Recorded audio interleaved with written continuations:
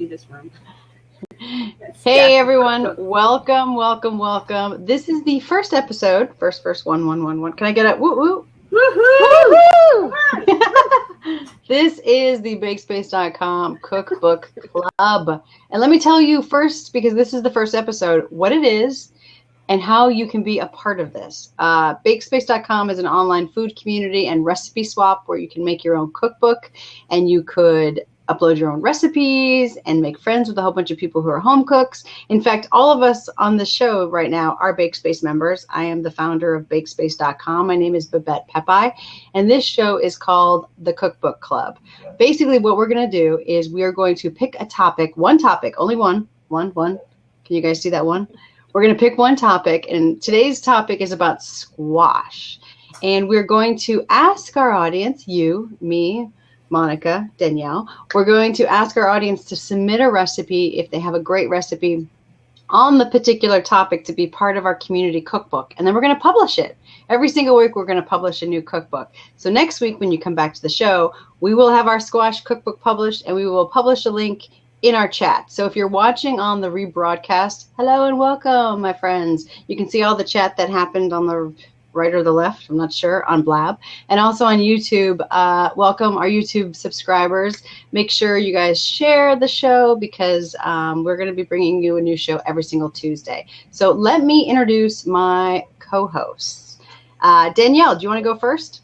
Sure. I'm Danielle Nichols, and got into all this because of Babette and BakeSpace, and I now have my own blog, Peaceful Cooking, and you can find me on probably just about every social media platform, and I'm in Southern California.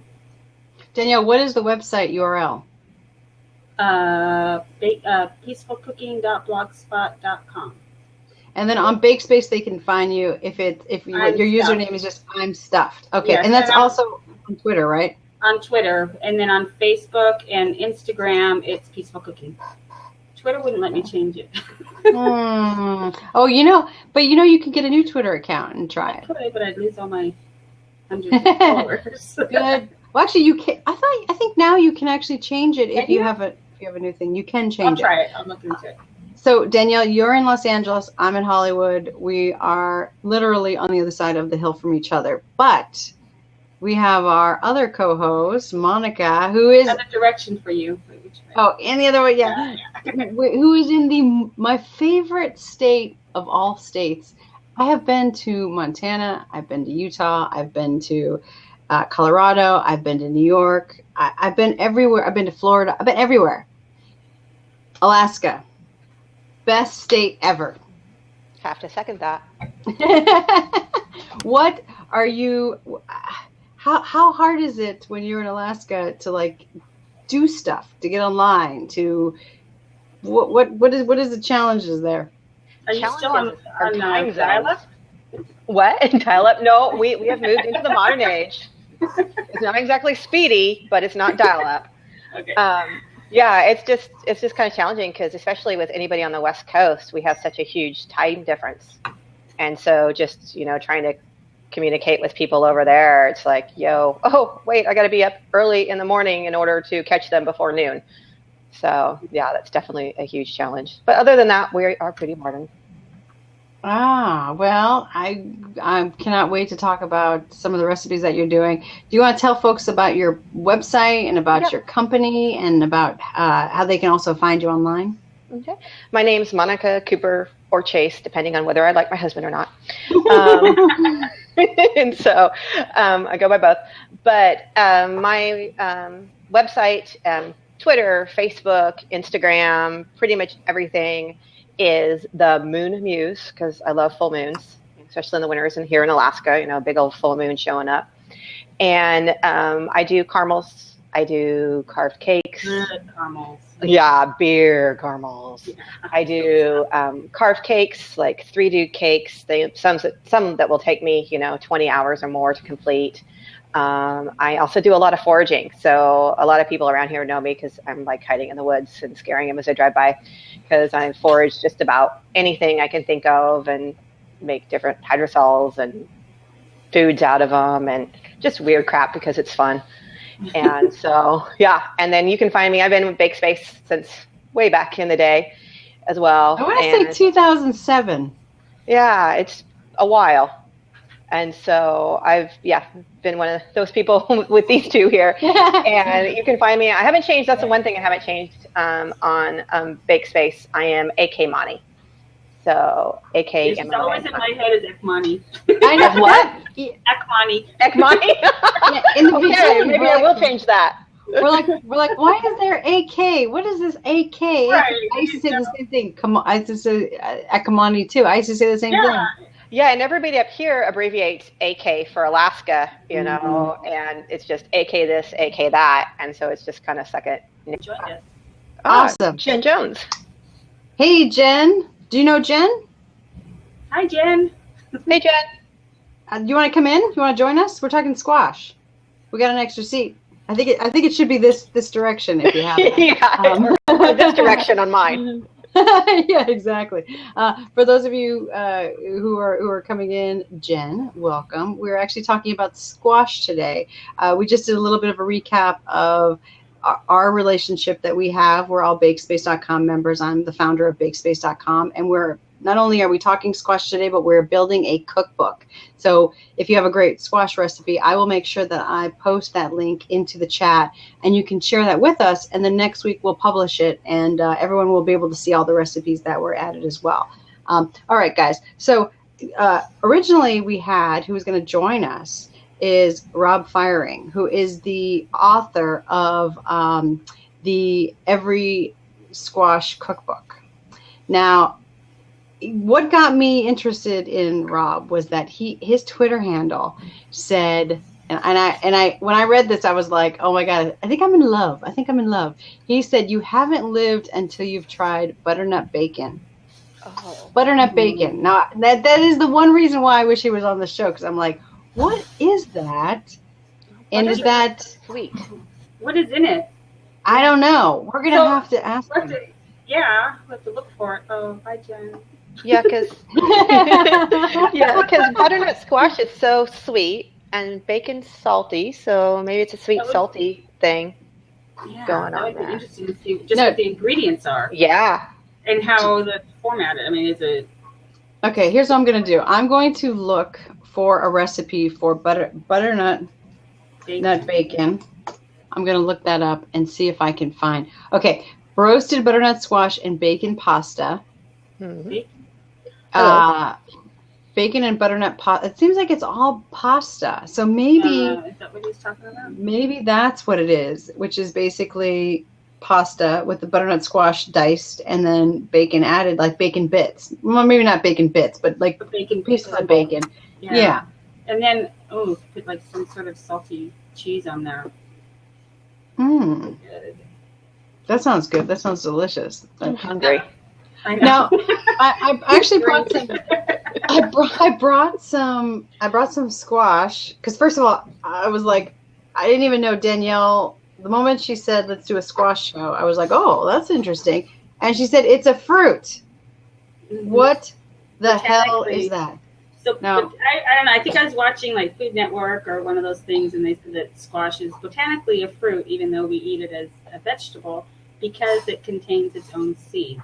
The plant doesn't go to flower to make the seeds. That's so why cucumber? Avocados, tomatoes, squash, and I'm wondering peppers. You know, like bell peppers, jalapenos, are those considered? Yeah, cucumbers have their own seeds. Mm-hmm. Anything like that. Corn doesn't have its own seeds. Potatoes don't have its own seeds. You know, all those things. So squash is a fruit. You know, speaking of seeds, I was doing a little bit of research on the show today, and it said, I don't know what website I heard this on, but they says, as you prepare your winter squash, and I also want to talk about the difference between winter and summer squash as well. Okay. Hey, Brian. Hey, what's up? Hey, Brian. Hey. Oh, my God. The last Any name questions? is Chow. That's such a great last name, Chow. But they said here, as you prepare your winter squash for cooking and you scoop away the insides, you may be tempted to save and dry a few seeds for next year's garden. But to roast them. Yeah. But if you grow more than one type of squash, here's the kicker. Here's the kicker. If you grow more than one type of squash, and they're left to their own sort of pollination, if you leave it to the bees, they said it's quite likely that your next generation will be nothing. Like if you have two, like you can't mix squash within your garden. Did you guys ever hear that? You mean have two different kinds? Or they merge into one hybrid? They merge. Yeah, I think it's like it's an opposite effect. It doesn't it's like the some of their parts are not equal to something better. The some of their parts are like the opposite. They're equal to something worse. Huh. That's maybe a good reason I don't garden. Unless you have stuff that grows in the snow. Oh, we have greenhouses. I kill houseplants. I bake. I don't grow things. So that you guys spaghetti squash? Oh, I was just gonna say, do you know what squash this is? This is a spaghetti squash, and supposedly, it's a little bit more. It's like almost like it looks like a face. If you're listening to the podcast, it's almost like a round little perfect little face with a little tiny little top hat. That is really kind of cute. But I guess if I cut it, that there will be like spaghetti strings inside. There's seeds in it. Uh huh. So you want to cut it and then cook it, and then after it kind of steams or whatever, you can turn it upside down in like a little bit of water and roast it. But you take the fork and shred the insides, and it's like spaghetti. And a lot of people will use it in place of pasta. And you can do it in the microwave. You can cut it open and put it and steam it in the microwave and do it really fast. Or go crazy like I did, shred it out, line it with cheese. Put your spaghetti sauce and the noodles all back in there and line it with cheese again and put it back in the oven and roast it. Like, yeah, that's more my speed. Yeah. Interesting. Hey, we got Marguerite. Hello, what's up? We're talking squash. Now, what I thought with spaghetti squash was I thought if I opened it, literally the inside would be like shaped like spaghetti. Are you saying I actually have to use the fork to make it? It's pretty close. Oh. It is, and you do have to take it out. You know, it's not going to fall out. So you kind of shred it, but it's really easy. It's so cute. I don't know how much I did our grocery shopping. I used Instacart, and I did it online today. And I was like, I need a couple squash. So I got this one. So the spaghetti squash I thought was cool. So I don't even know how much this was a pound. What do you guys think it was a pound probably? $50 pound. $1.50? Now, I don't know. Monica in Alaska, how much is squash in the grocery store? I haven't bought it for a little while, but probably 4 or 5 pounds, or $4 or $5 a pound. Oh my gosh! I want to say hi to Geo3953 also signed in. What's up, Geo? Hello. Now, you guys know what this is? Obviously, this is my favorite butternut. You know what I didn't realize? I didn't realize that the difference between butternut squash and summer squash was the like outside, like winter. I'm sorry, winter no, squash. Winter squash. Yeah, this is like a winter squash is you have the outside casing, but the summer squashes you can actually like eat. You can eat them, yeah, because they're soft, like the zucchini, and this is I think a Mexican squash. But why is it a Mexican squash? I don't know, that's just what they call it. My girlfriend, I didn't know that. I got this through a delivery that I get of organic CSA box. But my girlfriend was talking to me about a squash recipe that she made. She's Hispanic. She called it Mexican squash, and I was like, she goes, kind of looks like zucchini, but it's like lighter green, little white stripes. And I'm like, that's probably what I got. So is it the same texture inside? That's a good question. Pretty much, yeah. Pretty much, yeah. You know, we do have a question. Gio says, I came in because I was trying to figure out the recipe for an Hungarian dish made with squash, a cold dish with sour cream and dill. Oh, that sounds amazing. Anything with dill, you got me. Okay. Yeah. You know what? We're going to have to Google that. Yeah, I'm going to Google that and see if I can locate something. If I can locate some tips for that. Now, do you guys, Monica and Danielle, do you guys cook with squash a lot? I cook with it a little bit, not a whole lot, just because it's difficult up here to find good quality squash that's not just total mush. And so unless I can find it, like I hate to buy the prepackaged stuff, but a lot of times it's a lot better quality than going and getting an actual fruit. So. I cook with summer squash a lot more than I do the winter squash. Mm-hmm. It took me a long time to realize that I actually like squash. Yeah, the summer squash is a lot easier to get up here, and we get plenty of that. And I'll steam that, or add it into spaghetti or chili or something like that, like zucchinis and stuff. And then of course my southern roots, we do a lot of fried. So you take like the yellow hook-neck squash and slice it up and coat it with cornmeal and salt and pepper, or flour and salt and pepper, and fry it with onions, and it is so good. I wonder if okra is a squash because it has its seeds inside. I like okra. Or okra is considered a fruit. But I do not like okra. You know what? I don't like the slimy, but when you fry it, it gets rid of the slime. So you know what I do not like is cactus. It's terrible. I don't know what that is. Terrible. I've had it once, and you boil it first to get rid of the slime, and then you put it in a stew or something, and it actually tastes like green beans. It's really kind of crazy. But I was going to share a recipe. One of my favorite squashes is the butternut squash, and I love putting that in soups and stuff. I roast it first with some seasonings, and then I put it in the soup, and then I puree it and everything. And, that's interesting. On here. We're gonna be chatting, guys, about squash and some recipes and stuff that we found. Just so you know who have tuned in, this is like part chat show, part community cookbook. So what we're doing is every week we're going to be highlighting one ingredient, and we're going to be asking our audience if you want to submit a recipe to our community cookbook. I'm going to put into the Gio just stopped in. Let's see. Hello, Gio. Do you see he's scared that we're going to squash squash him? Cheers.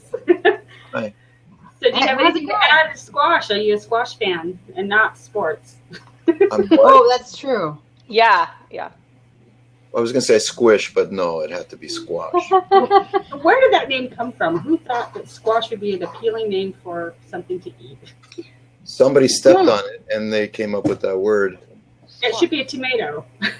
No, I know. I saw that today. It actually stems from, the word is like I think it's a Native American word that we use, but squash actually started like, oh man, I was going to go into some of our trivia here, but it's like 10,000 years ago in Mexico. Oh, okay. So that's interesting. That's interesting trivia. And then of course I was trying to do some research today, and everything was like the sport. So I was like squash trivia, and it was like, how many players of this? I was like, oh no. So what actually makes squash? Because there's all different things. We have pumpkin. What else do you think is a squash, guys? I'm going to look this up. Zucchini. Zucchini, the yellow hook-neck squash, the Mexican squash. I don't know what it's I don't even know the type of squash that I need to use to make that recipe that I mentioned. I don't know if it has to be yellow. What was the first squash? When I came in, you guys were holding up a big squash. Oh, that was that's spaghetti. Spaghetti. Why do they call it spaghetti squash? Because inside you shred it and it looks like spaghetti. You know what? I'll share a link to my blog about that. Made. You shred it into like, I don't know, 1 inch or 2 inch strings, and then I don't know if you have. Is it yellow or is it green? I'm going to show you guys a picture of it. I'm trying to remember. I remember a green tinge, but then I thought that was probably the dill that I saw in the dish. So it's a sweet dish. It's rather sweet. It's squash and sour cream and maybe some either lemon juice or vinegar. Mm-hmm. Yeah. That looks pretty spaghetti-like. How long do you actually cook it when it's shredded like that? Let me look at the recipe. You know what? I've got a recipe here that I made a spaghetti squash boat. So I'm going to post the link on the side here. Okay. And then I think it shows, the pictures aren't that great. It's a long time ago. But it shows how it's shredded and what it looks like. And then I added it to spaghetti. That picture that Bab showed looked like it had a food processor blade in it. So it could have been a totally different squash. They just that looks like shredded. A disastrous operation of some kind. Well, you have good eyesight. I'm trying to think if that's and what I don't even have my glasses on. That looks like what I'm sorry, what's your name? Bake? My name is Danielle. Not Danielle. Who's holding up the picture? Oh, that's Babette. Babette, okay. Do they call you Babs? You can, actually. That would be great. I love that. That looks like the way it's shredded for the meal that I'm thinking of. Yeah, because I Googled that recipe to find. Are you Hungarian by birth? Mm-hmm. Oh, cool. So is that a recipe that your family made and you're trying to? Yeah. Very cool. Have you tried to make it yourself? I had someone try to make it, and it just was disastrous. I don't know what the hell she was thinking, but it was just a mess. Melody just posted a recipe, cream of butternut squash soup, that I'm trying to get to, but That's probably good. my Alaskan internet is Probably slow really as hell. So. Well, it looks like this recipe. What you do is you scoop out the squash, the spaghetti part of it, and then you grate it to make sure it's like spaghetti, and then you add onion, and you fry it in bacon fat. Well, there we go. Hello, that's it. Yeah. Yeah, you got me. Bacon. Okay. And it says after an hour, you take up a double handful of the squash and squeeze the water out. You put lots of gorilla on it. I don't know what that is, gorilla on it. Gorilla? Is that in Hungarian or in English? It says English. It says gorillian. I got to go to Africa and get a gorilla. Yeah. I'm thinking gorilla. No wonder you can't find a recipe. I'm a gorilla. I'll just squeeze myself. After squeezing the water out, I put the squash in my saucepan and add a couple of teaspoons of flour and then a half a teaspoon of white vinegar and then toss it into the flour as well. Yeah, that's the incorporated. vinegar. There's two variations. There's one with vinegar and then there's one with sour cream. I think I'm thinking of the one with sour cream. They use sour cream. Sour cream sounds good. Yeah, and everything. You need to find your family's recipes. Like, well, you know what? Did you ever write them down? I speak the language fluently, but I can hardly read it. And my mother has the old cookbook, from the 1940s. Have you thought about entering it into Google and having it translate? There's no translation for that book, Mm. which is really sad because it's one of the best recipe books that they ever made. Really old school. And I can't read it. And I'm still trying to find some friends that might know exactly how it was done. So anyway, I thought I'd pop in here because I saw you guys holding this. Hey, that's good. Well, I'm glad that because I thought I'm not sure. I'm a little intimidated because I feel like if I open this up, I'm going to have to commit. I'm going to have to make something. You will. Make spaghetti. What's the worst that could happen? Won't your garbage hold it? Add cheese. Okay. And bacon. Add cheese and bacon. If I've never cooked this before, how do you suggest? Oh, it looks like almost like a hat. Hello. What is? Which wine did you start out with? I'm actually drinking rum and Coke. But the rum and Coke girl. That's right. That's right. No, I like gin tonic. I like bourbon. I like Scotch. I love tell Scotch. me you'll go to discos. What? Did you hang out at discotheques a lot? Because that's all I drank. No, I didn't do kamikazes a lot. I remember those. That was through the rough years. You're hardcore. Okay. I'm hardcore. Now, if I've never cooked this before, what do I do to cook this? There's a bunch of different ways you can boil it. No, you cut it in half and put it upside down in a roasting pan or a cookie sheet, whatever, with a little bit of water so it doesn't dry out. And let's see. I put the link to the recipe that I made. It tells you how to cook it on there, or just Google it. There's lots of different ways you can do it in the microwave. I mean, is it like butternut squash? I can just cut it in half and just roast it. Yeah. Yep. Pretty much. It doesn't take as long as butternut squash. It really, especially if you use the steam, it's a pretty quick one to cook. So. That's interesting because I got that, and then I also got some baked potatoes, or some potatoes I'm going to bake because I figured I just had this inkling for like baked potatoes. I wanted to go over a couple of things. They talk about how to pick a good squash, so that's one thing I thought would be interesting. Oh, hit it? Some of them, but I mean, you don't want any bruises. You don't want it to be smushy. It's kind of hard on the winter squashes, though. Just make sure they're not squishy, but. It's not like you can smell them like a cantaloupe. Why don't one of you take your laptop or your phone or something, go into the kitchen and just start cooking, and we'll just watch you cook it.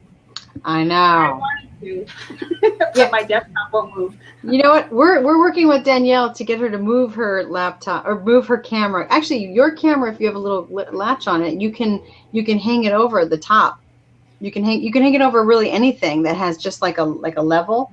But it needs to be connected to the computer. Long cord. I wonder how long your cord is. It's not 30 feet. Danielle makes the best cheesecake I have ever had in my entire life. I'm a big cheesecake fan.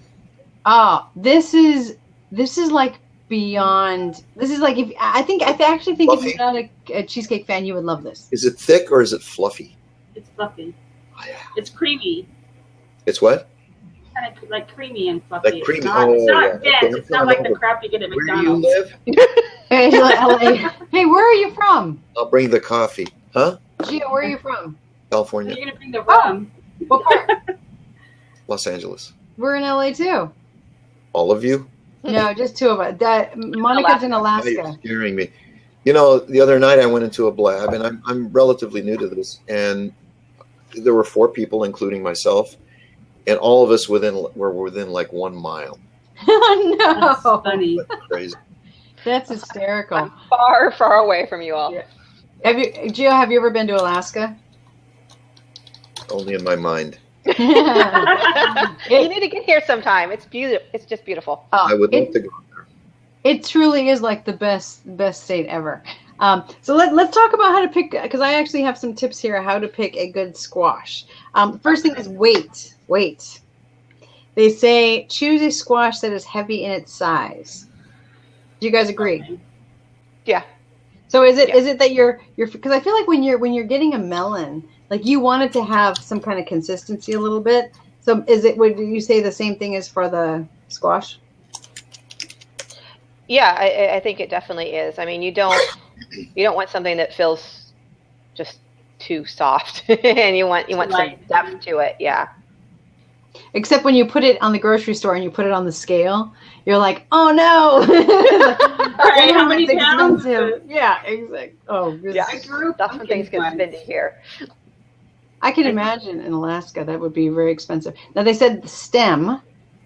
They said with stem, the stem should be intact, firm, and dry. This is exactly how this is right here. It's very dry. Good. Yeah. Well, I used, like I said, I had someone from Instacart bought this for me today. Actually, Instacart did not buy it. I bought it, but Instacart brought it to me. And I was happy because she seems like she picked stuff that was, maybe it's when you're shopping for someone else, you're more aware of like good produce because you want to make sure it's like perfectly, I don't know, it's kind of strange, but it seems good. It like, almost seems dry, like it's. Well, that makes sense because you wouldn't want it to rot inside, and if that stem is sunken in and moist, then it's probably building rot up in there. So. Oh, right. You know, I was on recently. I was on the Fork Report. I don't know if you guys listened to that show. And Neil said, I was listening to him talk about avocados on a previous episode. He said something about the way that you test an avocado is you take off the little stem off the back. It looks kind of like that, but it's like a little stem that pops off.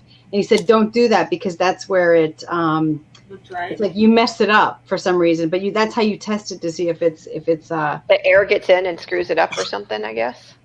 I cannot remember what he said, but all I know is he said, don't do that. He said, don't push, but don't put holes in it. Don't push your fingers through it, and don't take that stem off as well. So when I'm at the store and I see one without a stem, I stay far away from it. Oh, actually, good point.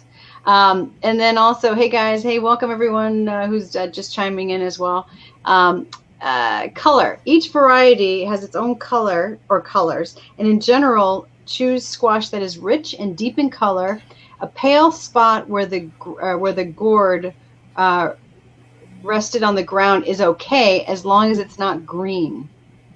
Now, this has like some. I mean, does that look? That looks like it has scratches or something. Does that? Yeah, it's probably from growing on the ground or dropping. Or bouncing against other squash types. Oh, that makes sense. You know, the thing is, like with the winter squash, their skin is so thick that it's not really going to affect the fruit on the inside. Good point. Very good point. Okay, so now avoid. Here's what you got to avoid: cuts, cracks, and spots Soft spots. Soft spots. not just spots, soft spots. Okay. Yeah.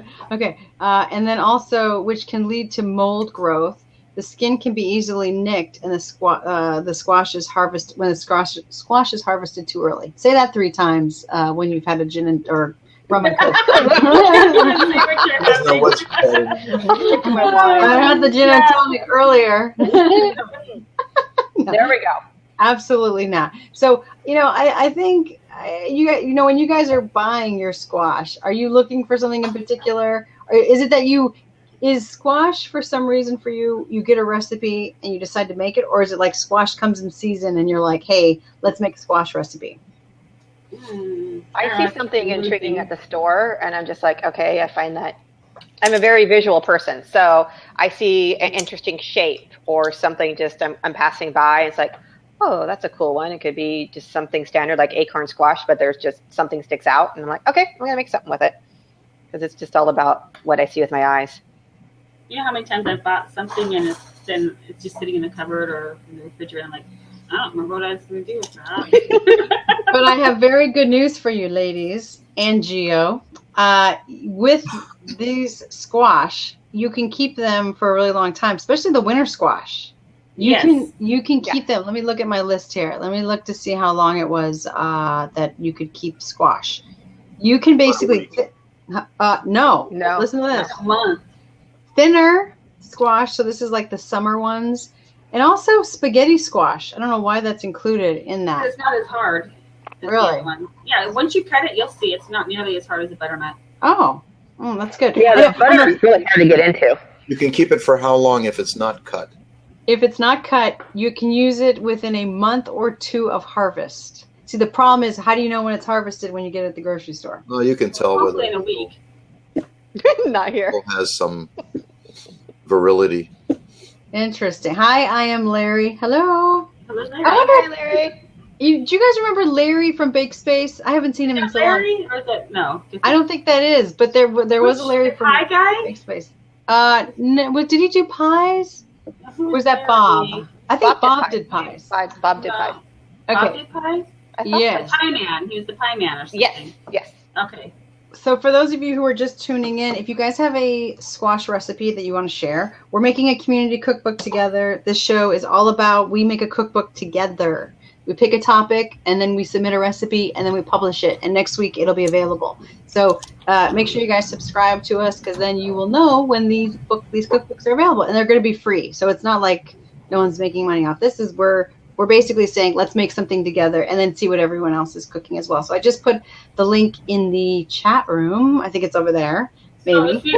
I'm like, which way is it? Wherever you're looking, the chat room. And then also, if you guys want to tweet out the show, just send your friends in.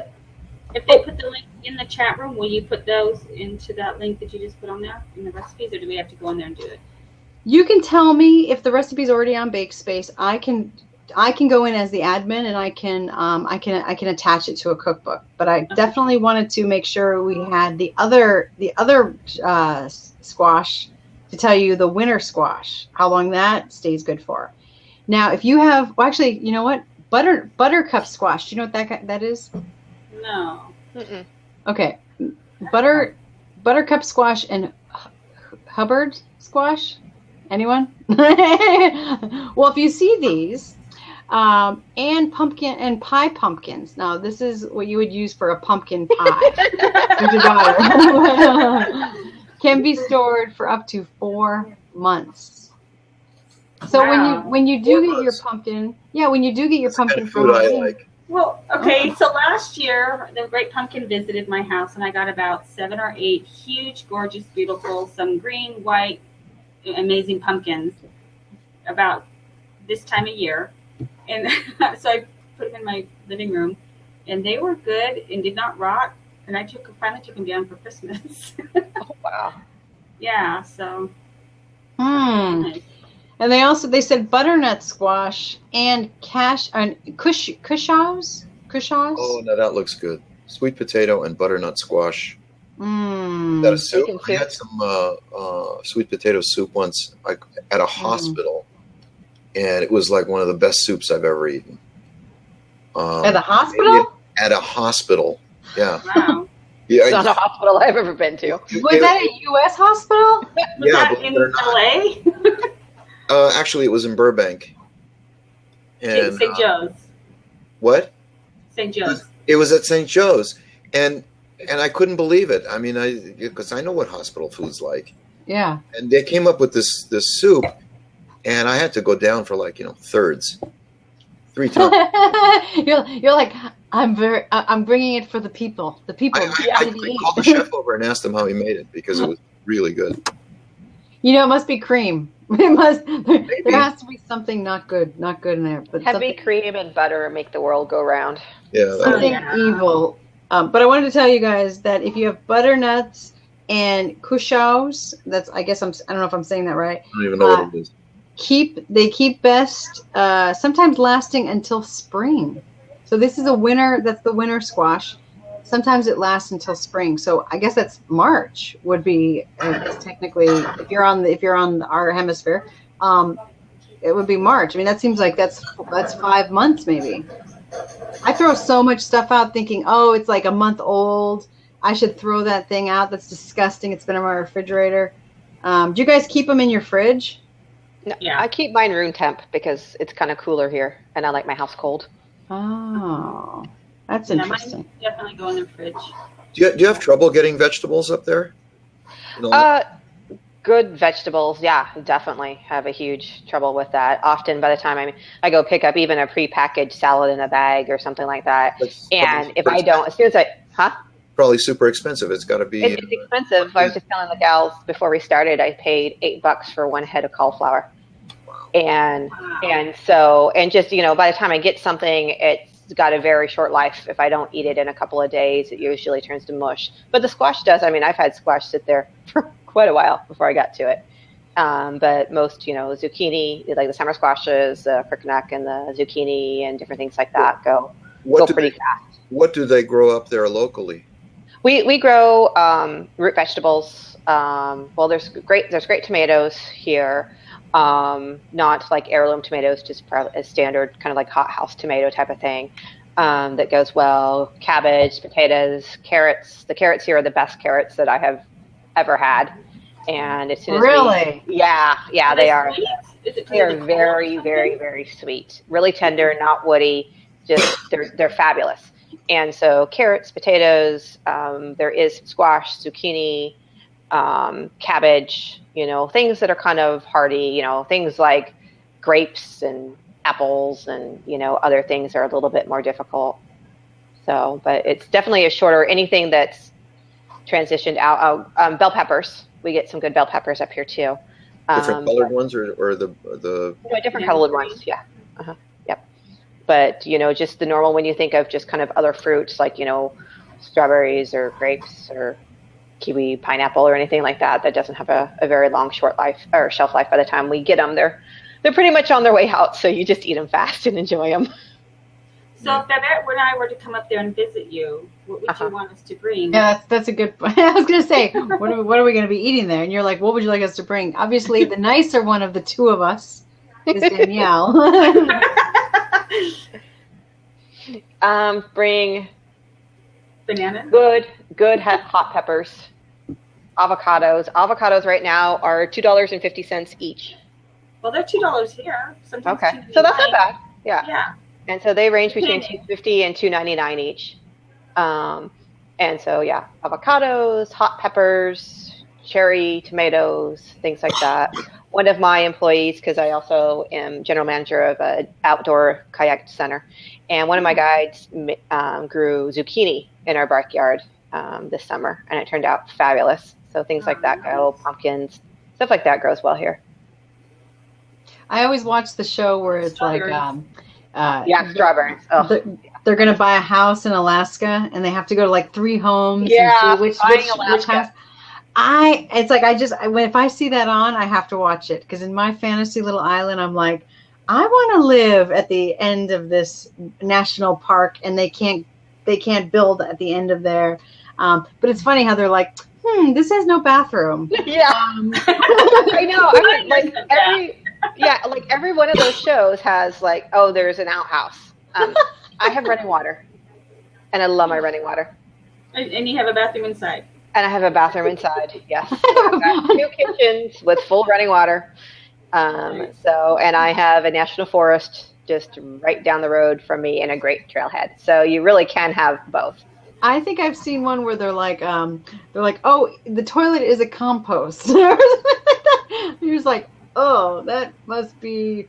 Or I have to admit, when I first moved here, I got a composting toilet and traded and thought, because I just lived in a little cabin and thought, oh yeah, this will be really cool, and had an outhouse. I'm going to buy a composting toilet.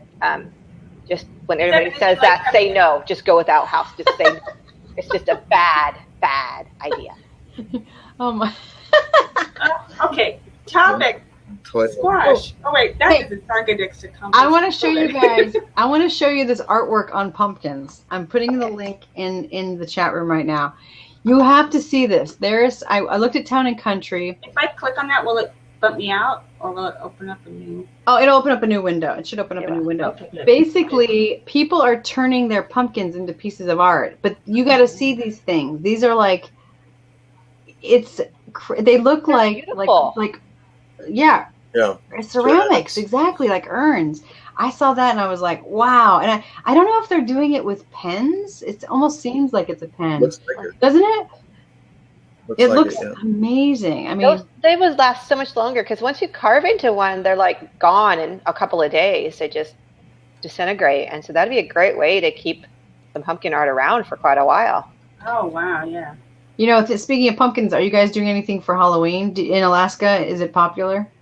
Halloween's very popular, but I'm going to be on my way to France on Halloween. Ooh. Wow. So jealous. Yeah. Are you going to dress as a witch? I'm wearing my Halloween shoes. But shoes. Are those the red sparkly ones? No. That's from my other city to live into. But no, they're little.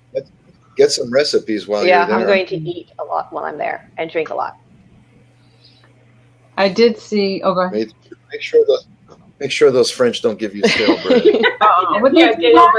See, what kind of squash is popular in France? Mm-hmm.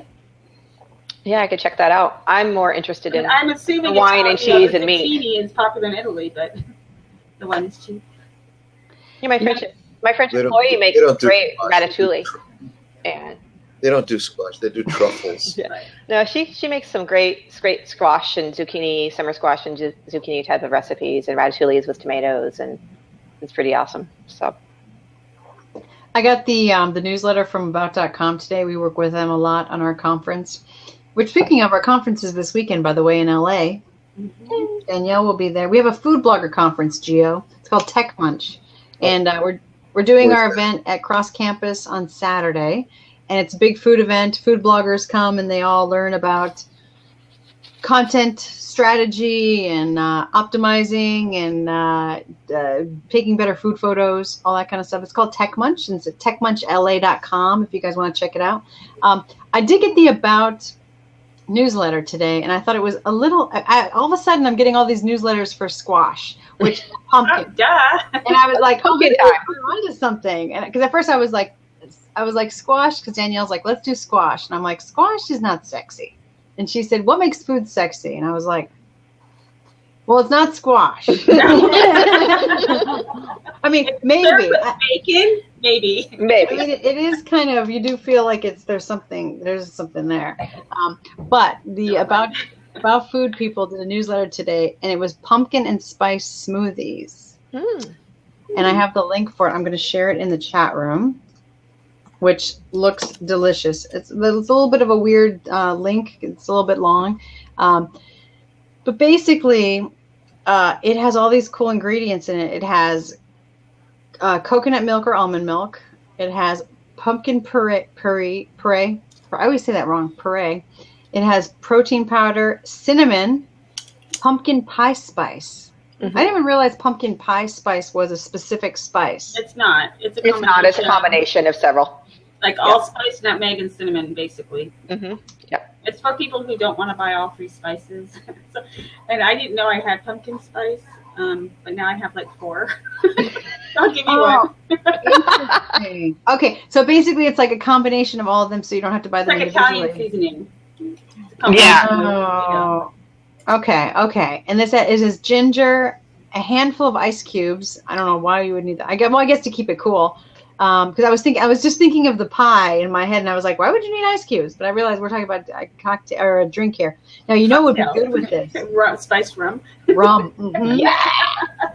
That's exactly what I was thinking. I was like, Well, last year I made spiced rum chai latte jello shots. Oh, I remember those. Yeah, and I made pumpkin pudding and put that on top. A little bit of cinnamon on top, and then I took pepita seeds, which are pumpkin seeds, ground them up so they're like a soft green powder, and sprinkled that on top of it. But that rum really, really pulled through. Yeah, Okay. I tried to make pumpkin beer caramels once or a couple of times, and it just never translates. It just kind of gets muddy when I try to do the caramel process. Yeah. The when you spices say come muddy, is it like it just doesn't? through.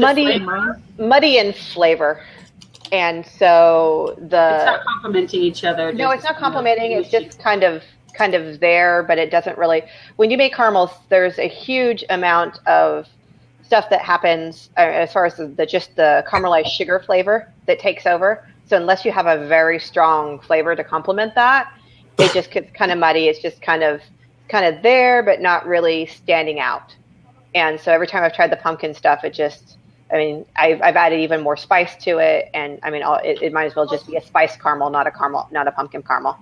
It's weird because pumpkin, it seems like it's a strong flavor, but when it's added with other things, it just kind of takes the sideline. Well, exactly. Yeah, it just kind of disappears. And so I've tried that a couple of times, and I thought, oh yeah, I can do something, but nah, it's just pumpkin pie spice caramels is what it is.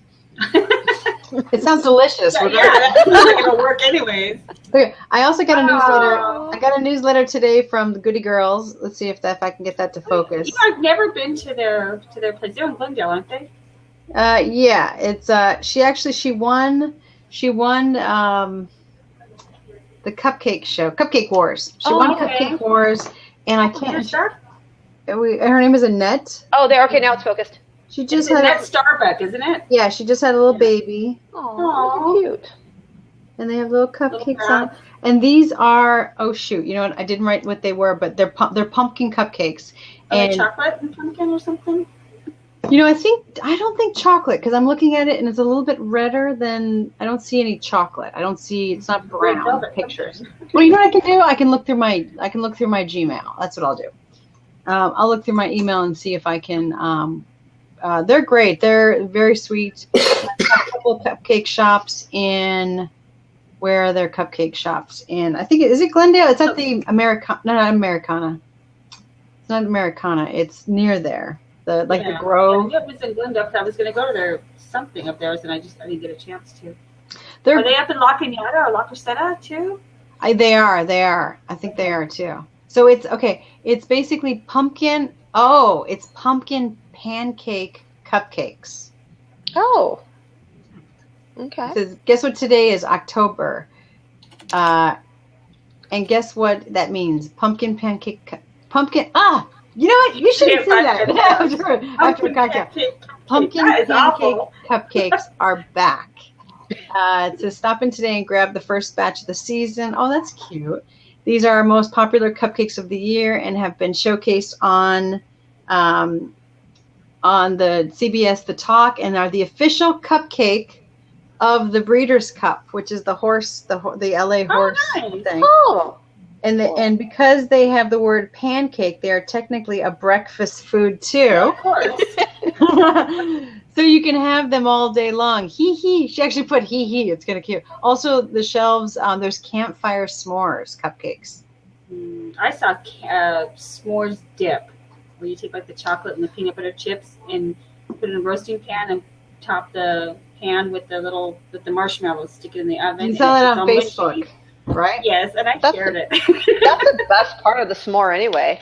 Oh, yeah. The marshmallow. You just use the graham cracker to dip. I think, Danielle, you, me, and Gio are going to have to get together. We're going to have to test that theory. We're going to have to taste test every s'mores ever made. Right. One time I took this is off the topic, never mind. I could go on and on with roasted marshmallows. Roasted marshmallows over butternut squash, kind of like a sweet potato pie thing. Oh, that would be good. Yeah.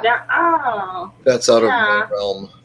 Are you're not a sweet person? I've never done that. No, we haven't either. We're just thinking how good it would be. Yeah, I mean, sweet potatoes are So sweet. like Butternut squash is sweet. squash and yeah. Yeah, do a puree with some of that on there. You know, I think I have a cocktail recipe too for pumpkin. I haven't had a marshmallow in like 30 years. Oh, what is wrong with Yeah, you? there's something. Yeah, you got to go away. Today is the day. You're out. That's it. You're gone. I've never had one for a long, long time. I took a marshmallow and roasted all around except for one side, and you let it sit for a minute, and the part that you didn't roast, concaves, and you end up with this marshmallow cup, and you fill it with Kahlua. It's just a quick little shot glass. No, that's an idea. That takes way too much time. I just want to eat it. Oh, but I tried it, I don't and it have was that really patience. fun, but you have to do it quickly because that Kahlua goes right through the marshmallow. Mm-hmm. Oh, the Kahlua. Mm. Oh, yeah. Okay, this looks good. This is a pumpkin simple syrup recipe.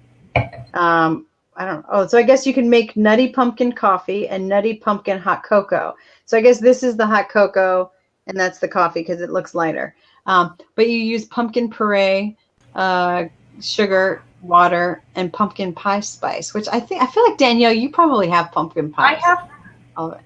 Yeah. I have the spice. You know what I was thinking? No, I was thinking your cheesecake. Oh, spice. pumpkin cheesecake is freaking amazing. I make a pumpkin cheesecake. That sounds fantastic. I have never had your cheesecake. No, you Express some up here. Oh, you're out. You're out. It only cost you like $60. right. Overnight it. I'll freeze it first. You'll just have it next time I come down. Yes. But pumpkin cheesecake is one of my, I have friends that ask me for it every year at this time. Like, are you making me pumpkin cheesecake? You know what? I should find that recipe and put that on the. Shoot, it's 6:00. We probably only have a few minutes left of the show. I was just going to say, I got to go start dinner. We were going to go 5 to 6. So let's. I do have a little bit of a game if you guys want. If you have to leave, Gio, but the two of you guys want to play a little game. I'll play. Okay. Is it a drinking game? Yeah, I'm almost out. We're getting close. I'm almost out. This is sad. Oh, this is I Well, you know. can't see mine because it's black. Oh, that's why you went off screen to get more. No, actually, I went off screen because I was going to cough. So. terrible, terrible, terrible. All right. So this is called squash or squash. Basically, I'm going to say something, and you have to tell me, is it the game squash or is it the food squash? Okay. Okay, so squash is played or eaten today by more than 25 million people, 1.2 million in the United States. Eaten. I'm going to say game. Eaten. No, game. Oh, you saw her face. No fair. I was like, well, Game. Played. Game. Okay. Squash may be played, and if you guys are watching at home, you can also play along too. Squash may be played or eaten in the 2024 Olympics. Played. It felt like it's a trick Eaten. question, so I'm going with eat. Oh, I'm going to be wrong on all of these. Danielle, you are right. Oh, we fell What for the did you trick. say? What did she say? Cheers. Did she say eaten or played? Played. It's not gonna be eaten. Whoever covers the food in the Olympics? McDonald's. I can't believe you're the official restaurant of that is so. They're the only ones who can afford it.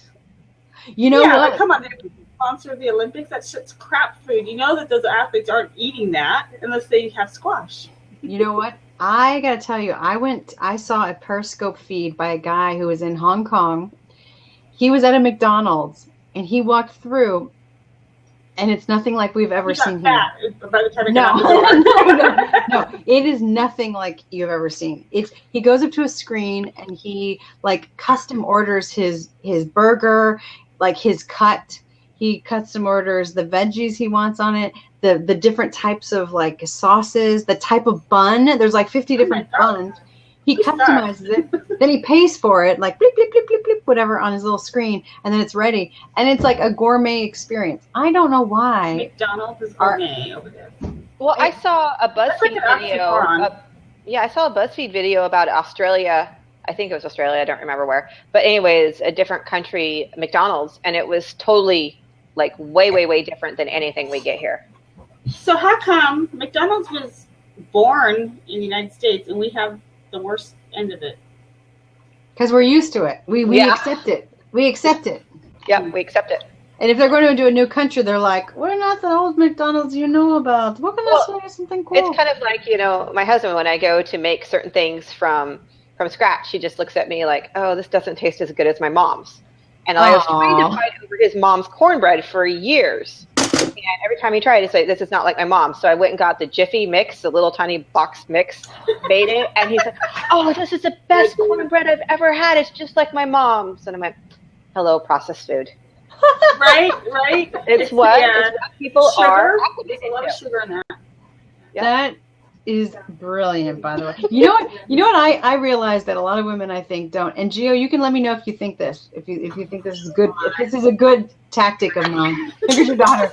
My husband, I do not do his laundry because in the beginning, I actually messed up the laundry and like all his shirts turned pink. Something happened. I don't know what happened. Yeah. But it has helped me. We've been together for 14 years, and it has helped me because he has not since then asked me to do his laundry. Good job. Problem solved. Yeah, I did the same. I did the same thing with my husband's laundry, and you know what? Everybody in my house, even my 16-year-old son, does his own.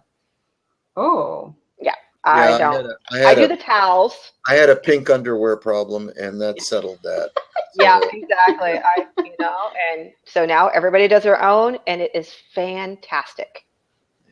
Oh, okay. I do. Okay, well, let's go back to our game. I'll finish it up. Okay, so, but we're on to something, people. We are on to something. Which is older, squash the game or squash the food? Squash the food. Okay. I don't want to squash the food, but yeah. You got it. You got it. So 10,000 years old. So on that subject, I saw when we were looking at stuff, there was a squash from 800 years ago that was found in a college seeds. Yeah. So a college in Canada found a squashed in some urn, like some seeds in there, and they found like viable seeds. And so it just happened recently, not too long ago. And so the news article just came out like 3-4 days ago. And so they were able to resurrect that, plant that, and actually get a real squash product. And they're now saving the seeds, but it's from 800 years ago. 800 or 8,000? 800. 800. Yeah, they didn't have Earth 8,000 years ago, I don't think. Yeah, and so it was just kind of cool. So they've like Jurassic Parked the squash. Right. Yeah, I've had. So I wonder. I've had meat that was that old, but that's okay. Yeah. So you know how they will. It's not the same as GMO, but they'll do hybrids and stuff like that. And the strawberry that we eat today doesn't taste like the strawberry that our grandparents ate.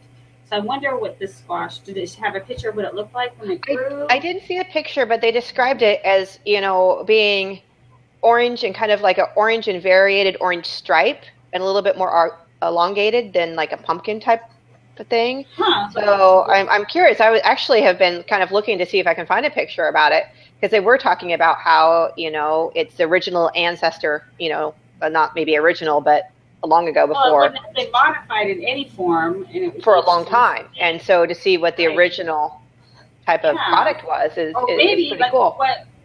What did we make it into now? Right. Hybrid wise, like dogs all came from wolves. But, yep, exactly. Chihuahua and Great Danes. Oh, yeah. Chihuahuas. I have 2 Chihuahuas. I'm a little biased. Actually, I did have I found a picture here, but it's not their picture because it has stickers all over. It's so funny. Why would this is terrible journalism? They basically talk about they said that the students found this, and then they have the story, but the picture they use in the story is a picture of squash that's in the grocery store because there are labels on every squash in the picture. You mean they didn't have labels 800 years ago? Yeah, that's a little. Printers? What the heck? That's a little ridiculous. So, how many calories do you guys think makes up the average squash in a cup? Cup? And 80. I have to go make dinner, guys. 18. So, What are you making? Thank you, Gio. it's really nice meeting you, and we'll do it again sometime. Hey, Gio, we just followed you. What are you making for dinner? Good question. Then I got to go raid the fridge and see what's there. That's the way to do it. I've got a really Pantry dinner. squash, but that's not gonna cut it. Well, Anyway. good luck on your hunt for the recipe. Yeah, thanks. I'll let you know if I find it. Oh, yeah. Yeah, definitely. Okay, talk to you later. Bye-bye. Bye, guys. See you Bye. later. So, for calorie wise, per cup of squash is 18 calories. That's it? That's how many Wow, calories is in I would have squash. a lot more. Like, what is there? Like average squash? Was there a type? Oh, who's I think that's my commercial. Oh no! It's so funny. I have the website up, but it already started refreshing. Did you guys hear that commercial? No. No. Oh, there it goes. It just stopped. It all of a sudden it started playing. On average, you know what makes it probably really fattening is the butter And the cream. and the cream. And Yes. the bacon. Cheese and the bacon. And bacon. Everything that makes it yummy. I have a true or false question. Squash comes in many different shapes and colors, including tan, orange, and blue. True or false? Never heard of a blue squash. Never heard of a blue squash Eggplant. either. Wait, is eggplant a squash? Oh, that's purple. But it might have a blue Bluish tinge. How often do you even see any plants that have a blue flower? I'm going to say Here. false. Yeah, me too. You both are wrong. Okay. Blue squash. That's I what want a it says. picture. That's what it says. That's what it says. I don't know. Hey, Prove okay, it. Prove here's it. another one. Here's another one. Which country produces more squash? The U.S., China, or Iran? Oh, that's a weird mix. Yeah, that is. I'm gonna go with us. You know, U.S. I'm gonna go with us. Us? What? Iran and what? China. You know what? I bet you China. I'm going to China. Well, no, I'm not going to China, but I'm going I don't to want to China. go, but yeah. Okay, so both I'm of you going say to France. China. Yeah. Okay, so first of all, you're both right. Oh, Let me tell you high how five. much. Yeah, high five. Let me tell you how much they produce of squash. Okay. First of all, China produces 13.53 billion pounds of squash a year. How much of it is GMO? I don't know. Good point. There's a man walking behind you. Oh, there you go. I can just see his little hand. Oh. No, it's Jackie. Jackie, say hello. You should wave. Hi, Jackie. Say hello. Hi.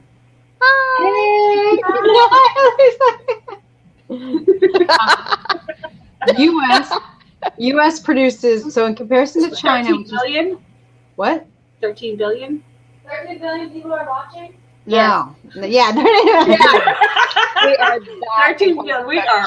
She can come again. She can come again. Yeah. Okay. So China's 13.53 billion pounds. U.S. is 1.7 billion. Oh my gosh. Wow, That's that's a big the Well, do you difference. think okay, you know what would be an interesting thing? What country consumes the most squash? I feel like saying U.S. Us. Yeah, probably because China produces it for export. So You I know, don't my have friend- any I don't have any labels on these, but I think I got them from the local farm, so I'm okay. Oh, you know what? I should look to see if you know what? Yeah. Oh my God. You know what I have a Made problem in with now? China. So Does in it make- China, when they go shopping, do they say, "Oh, I made that"? Okay. Here's what happens when you get older and you start to lose your eyesight. Do you want to use my glasses? Oh, You know You mean what? these? There's an app. There's an app called Maglite or something, and it's for people doing technical work with the computers. And you put it on there, and it expands, makes it bigger so that you can actually read what those little numbers are on the back. Of the Oh, computer. that's awesome. Yeah, it's really cool for pictures too because it zooms in so much. It's incredible.